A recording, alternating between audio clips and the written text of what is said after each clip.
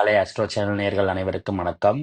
இன்னைக்கு நம்ம என்ன பார்க்க போறோம்னு பாத்தீங்கன்னா 2025ஆம் வருடத்திற்கான பிப்ரவரி மாத ராசி பலன்கள் ஒவ்வொரு ராசிக்கும் பார்க்க போறோம். அதுல இன்னைக்கு எந்த ராசிக்கு பார்க்க போறோம் அப்படின்னு பாத்தீங்கன்னா தனுசு ராசிக்கு பார்க்க போறோம். அதுக்கு முன்னால நம்ம சேனலை சப்ஸ்கிரைப் பண்ணாதவங்க மறக்காம சப்ஸ்கிரைப் பண்ணிக்கோங்க. அப்படியே பக்கத்துல உள்ள பெல் பட்டனை கிளிக் பண்ணிக்கோங்க.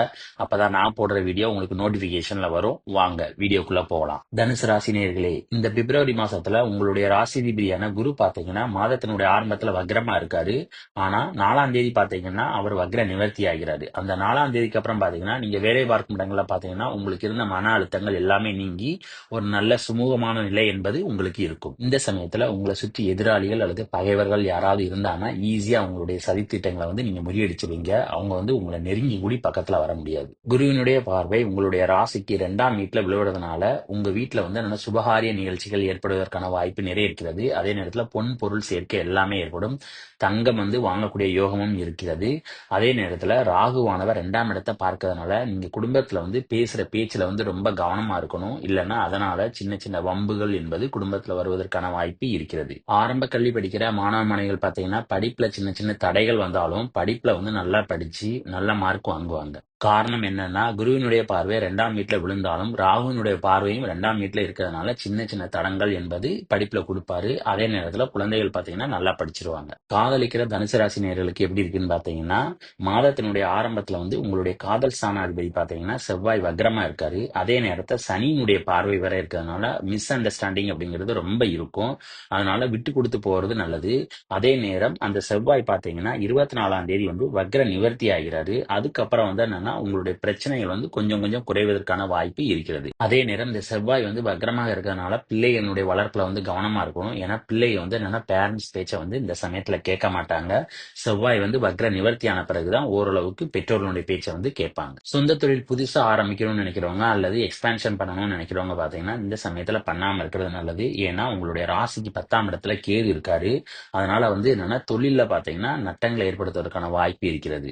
4ஆம் இடத்துல சுக்கிரனும் ராகும் இருக்காரு. அதே நேரத்துல குரு பாத்தீங்கன்னா 6ஆம் இடத்துல இருக்காரு. குருவும் சுக்கிரனும் பாத்தீங்கன்னா பரிவர்த்தனை யோகம் வேற பெறாரு. இதனால வேலை பார்க்கும் இடங்கள்ல பெண்களிடம் பழகும் போது என்னன்னா கவனமாக இருக்கணும். இல்லைன்னா பெண்களுடைய சகவாசம் என்பது ஏற்படுவதற்கான வாய்ப்பு இருக்கிறது.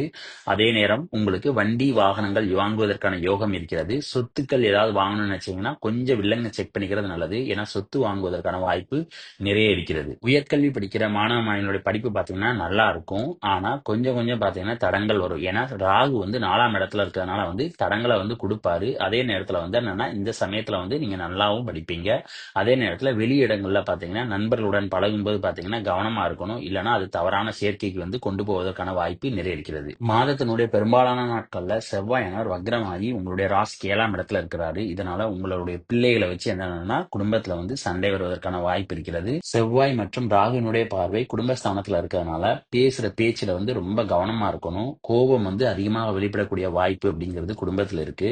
அதனால உங்களுடைய பேச்சுகளை என்னன்னா இந்த மாதத்துல குறைச்சிக்கிறது ரொம்ப நல்லது. கேதுவானவர் 12ஆம் இடத்தை பார்த்து உங்களுடைய உறக்கத்தை கெடுத்தாலும் குருவினுடைய பார்வை பாத்தீங்கன்னா 12ஆம் இடத்துல இருக்கிறதுனால ஓரளவுக்கான நிம்மதியான உறக்கம் என்பது உங்களுக்கு இருக்கும். அதே நேரம் இந்த குரு 12ஆம் இடத்தை பார்க்கறதுனால சுப செலவுகள் என்பது உங்களுக்கு ஏற்படும். காலேஜ் படிக்கிற மாணவ மாணவிகள் பாத்தீங்கன்னா படிப்புல கவனம் செலுத்துவது நல்லது. ஏன்னா புதனானவர் பாத்தீங்கன்னா சனியோட சேர்க்கை பெற்று இருக்கிறாரு. அதனால கொஞ்சம் படிப்புல கவனமா இருக்கிறது நல்லது.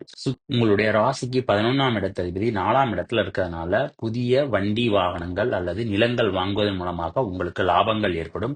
அதே நேரம் இந்த சுக்கிரனானவர் உங்களுடைய ராசிக்கு 6ஆம் இடத்ததிபதி. இதனால வேலையில பாத்தீங்கன்னா எதிர்பார்த்த லாபம் என்பது உங்களுக்கு கிடைக்கும். போனஸ் கிடைப்பதற்கான வாய்ப்பு என்பது இருக்கிறது. சுக்கிரன் 4ஆம் இடத்துல உச்சமாகி குருவோட பரிவர்த்தனை யோகம் இருக்கிறதுனால வெளியிடங்களுக்கு அடிக்கடி சென்று வருவதற்கான வாய்ப்பு இருக்கிறது. சனியினுடைய பார்வையானது உங்களுடைய ராசிக்கு 9ஆம் இடத்துல இருக்கனால தந்தைக்கும் உங்களுக்குமான மனஸ்தாபங்கள் என்பது வந்து போவதற்கான வாய்ப்பு இருக்கிறது. அப்புறம் இந்த வீடியோ பிடிச்சிருந்தா லைக் பண்ணுங்க, ஷேர் பண்ணுங்க, கமெண்ட் பண்ணுங்க. மறக்காம பக்கத்துல உள்ள பெல் பட்டனை கிளிக் பண்ணுங்க. தேங்க்யூ.